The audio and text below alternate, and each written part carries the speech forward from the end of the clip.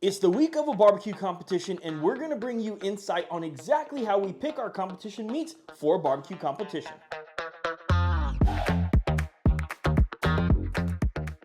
The first meat that we're talking about today is our competition chicken.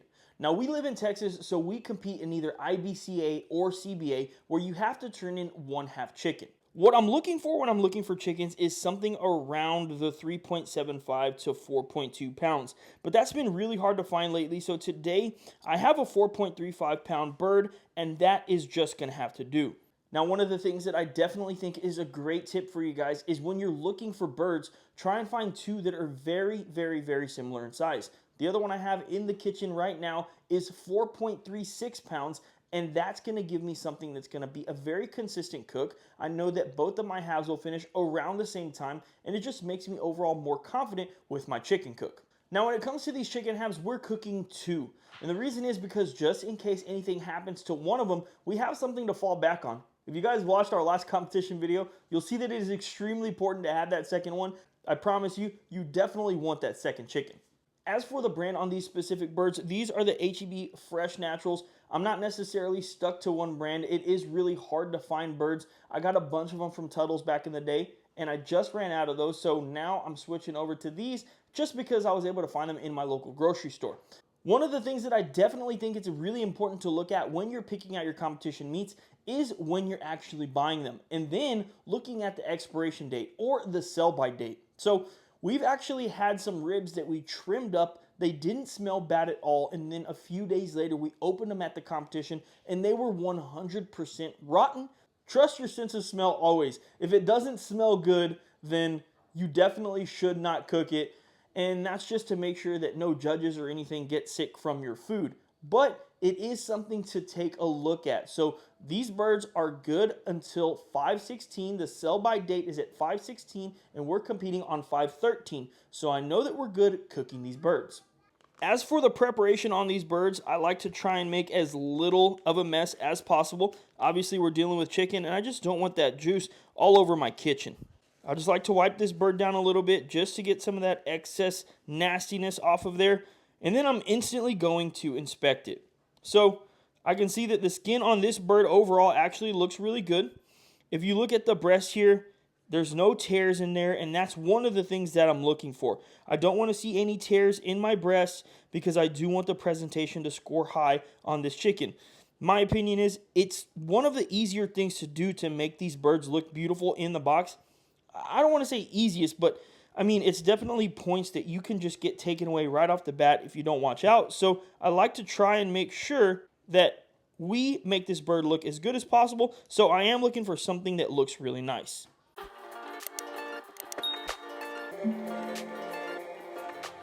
So we're not going to go into a full chicken trim, but I will let you guys know that we cook two halves. We do not spatchcock. I don't think there's anything wrong with spatchcock, but we just don't do it. So I like to focus right away on this keel bone. I want to get this out, and I want to make sure not to tear any of the membrane right here on the chicken in between the keel bone and the breast. That tenderloin can pop out a little bit, and then it just makes it to where it won't hold your injection as well. So this part does take some time, and I'm also not going to sit here and lie to you. We do not always get it perfect, like at all. So hopefully we can get this keel bone without messing up any of this membrane, and I can feel it. You guys can see it here. It's starting to come loose. Now I'm going to do a quick little, there we go. One of the other things that I really want to do is I want to make sure to get some of this excess fat off of here, because like I told you guys before, these are things that we can control. I know it'll probably render out, but again, I'm just going to get it off now. So one of the next things I want to look at is which side I'm going to pick to choose. So when I'm actually looking at this chicken, from here, it actually looks really good. It's a beautiful looking bird. I got some thick thighs here. I've got some nice looking breasts, and I know that that's going to cook really well, and it's going to taste delicious. Now, I'm going to go ahead and lift up, and instantly, I can see something I don't like. So right here on this breast, if you look, it's a little bit jacked up right there. Now, why is it like that? I don't really know, but you can kind of see that it's flaking off. That kind of makes me lean already towards this half right here. So again, you guys don't want to just look at the top of the bird. Don't be afraid to pick up that skin just a little bit look down in there, see if there's anything going on that you don't like. And again, this right here is something that we can control. Start early. Today is Wednesday. We are competing on Saturday, and we're already starting this process. We trim all of our meats on Wednesday. That gives us plenty of time to get everything else ready. And in the end, we have 2 half chickens that came from 2 separate birds that look very, very similar. If you guys just look at them side by side, you can see that they're around the same shape. They're around the same size. This one might have a thicker breast by just a little bit, but we're also kind of squinching these up a little bit to make them look really nice and pretty. When it comes to chickens, if you can follow those guidelines of finding something around the same size, around the same brand, you're going to find something that's pretty similar. And if you trim them properly, and if you trim consistently, you're going to get a pretty good result. Now all I've got to do is get to the competition and do my job. Cook these chicken halves really well, but the prep work has already started, and so far, everything's going great. Now it's on to ribs. For our pork ribs, we're using Prairie Fresh Naturals. I found that these are really consistent, they taste really good, and they're very easy to find for me. So again, kind of like we talked about just a little bit ago, May 17th, 2023, use or freeze by. So I'm competing on the 13th. I know that these are going to be just fine. So we're going to look at a few things when it comes to these pork ribs. Now, it is a little bit hard to get fully straight bones on your pork ribs, but I'm definitely looking to see that these are straight. So typically when I'm cooking pork ribs, I'm getting my ribs from right around here. So I want these to be as straight as possible. And I'm not going to sit here and lie to you. These do have a little bit of a curve off to the right, but I feel like I can make it work, and the rack looked nice, so we're just going to go with it. Another thing to look at is these ribs weigh 3.89 pounds.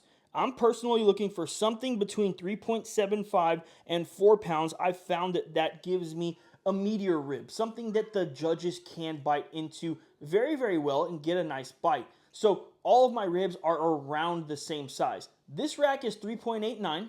My other 2 racks are 3.87 and 3.85 pounds.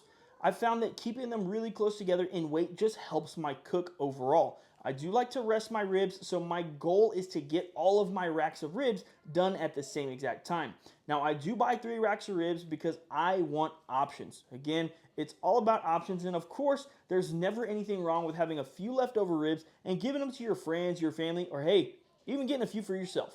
Now, while I'm getting my ribs ready and I start to trim, I'm definitely examining them. So you can only see so much in the cryovac at the store, especially if the brand is on the outside, so sometimes it makes it a little bit hard. But like I said, I want a thick rib. I also want something that's kind of sort of even, or as even as possible across the whole rib. And the reason is because, again, I want these to cook nice. I want them to cook evenly, and I want every single bite to be nice and juicy. As I'm looking at this rack, I'm not going to sit here and lie to you. I don't really like this rack. I mean, it's coming off here to the side quite a bit. This might be something that I kind of scrap. I look to not turn anything in from this rack, but I'm still going to choose to cook it because, like I said, I do want options. And for me personally, I like to turn in 4 bones in a row. If I don't have to, I absolutely do not want to pick a bone from another rack and then put it in the middle of 3 bones or on the end because it just doesn't look even. It doesn't look good to me. And that's just a personal preference. If you've looked at our boxes, you can probably see how anal we are when it comes to putting the meat in the box. We definitely want it to look as beautiful as possible.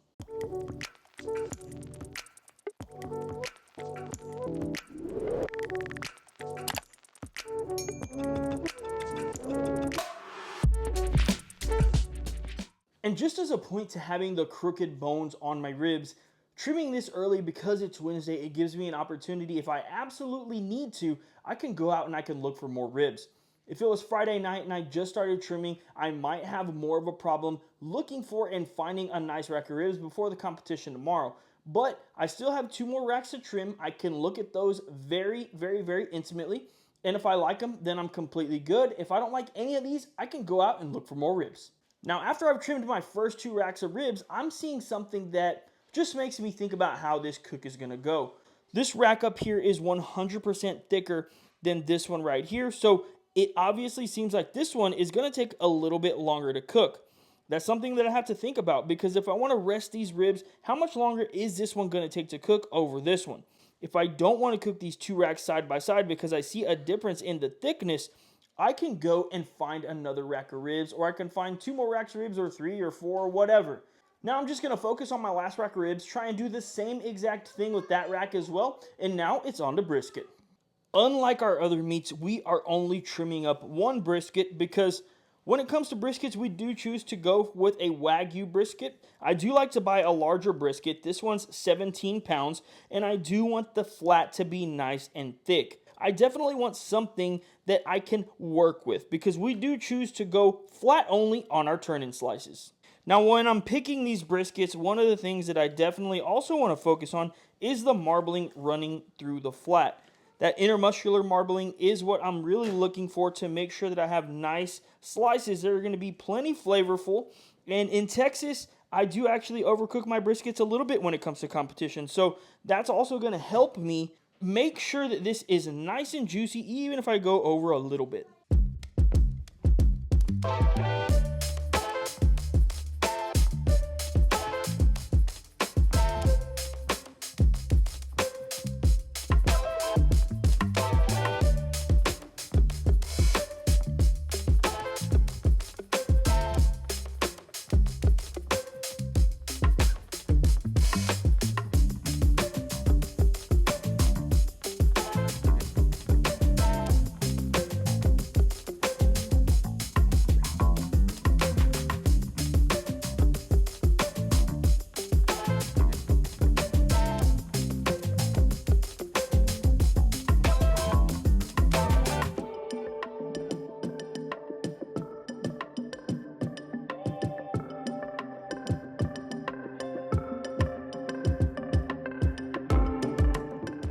After all is said and done on our brisket trim, you guys might be able to see why we like a larger brisket with a nice flat and really focus on getting that brisket a nice shape.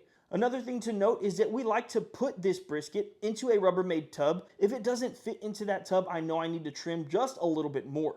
If you guys inject and the brisket plumps up a little bit the way you don't like, you can retrim. I've done that before at competitions, but again, we're just looking for a nice shape. We're trying to make sure that we're getting good slices whenever we're going to make our box. So just so you guys know, this did take us around 2.5 hours to fully finish. We did chicken, we did ribs, and we did brisket. Don't forget, on the chicken, we're looking for 2 chickens around the same size. We want to make sure there's no holes on that chicken. We want to make sure the skin looks really nice, and we want to make sure that there's no damage to the breast. That's the most important part, at least in my opinion, that's the most important part of the chicken. On the ribs, again, I'm looking for something around the same size. I like to cook 3 racks, and if one of them's a little bit smaller, that's okay because I do pan my ribs. You guys will see that in the next video, or you can see it on the last one. But I do like to manipulate them to make sure that 3 racks can fit into a nice sized pan. On the brisket, we just went over that, but just remember for us specifically, we like to turn in flat only slices, so we're focusing on that flat. I like to get a nice trim, and again, that's just the way we do things. If this video gave you guys any insight on what competition week looks like, leave a thumbs up and drop a comment down below. Is there anything you do differently? Did you learn anything from this video? We're really enjoying competing, and we're hoping that you guys are okay with all the competing content. The last thing we're going to do is we're going to vacuum seal all of our meats up. We're going to put them in the refrigerator, and we're going to be ready to rock for Friday night. As always, we really appreciate you guys tuning into this video. Thanks, and we'll see you on the next one.